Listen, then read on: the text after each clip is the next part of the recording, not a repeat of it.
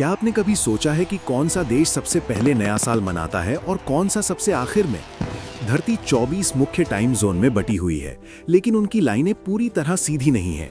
वे देशों और इलाकों की सीमाओं के हिसाब से मुड़ती और घूमती हैं।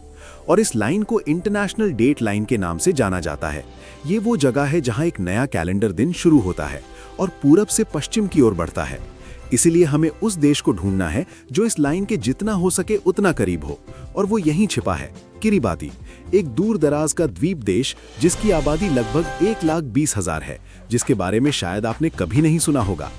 बनाना, लंदन, पेरिस और पोलैंड नाम के गांव के लोग धरती पर सबसे पहले नए साल का स्वागत करते हैं, और किरिबाती की वजह से ही इंटरनेशनल डेट लाइन इतनी अजीब दिखती है। ये पहले देश के बीच से गुजरती थी, लेकिन ये पक्का करने के लिए कि राजधानी के लोग और बनाना के निवासी एक ही दिन में रह सकें, 24 घंटे के अंतर पर नहीं, उन्होंने बस लाइन को कई हजार किलोमीटर आगे बढ़ा दिया। किरिबाती के बाद नया साल न्यूजीलैंड, ऑस्ट्रेलिया और एशिया में आता है, फिर यूरोप और अफ्रीका में पश्चिम की ओर बढ़ता है, और कुछ ही घंटों बाद ये आखिरकार अमेरिका पहुंचता है। और जब लगभग पूरी दुनिया पहले ही नए साल में जी रही होती है, तब ये जश्न ग्रह पर आखिरी बसी हुई जगह पर पहुंचता है, अमेरिकन समोआ।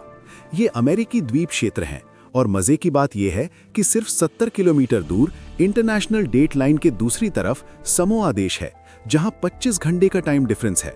कुछ लोग तो इस अनोखे मौके का फायदा उठाकर पहले समोआ में नया साल मनाते हैं, फिर नाव या हवाई जहाज से अमेरिकन समोआ जाकर फिर से मनाते हैं।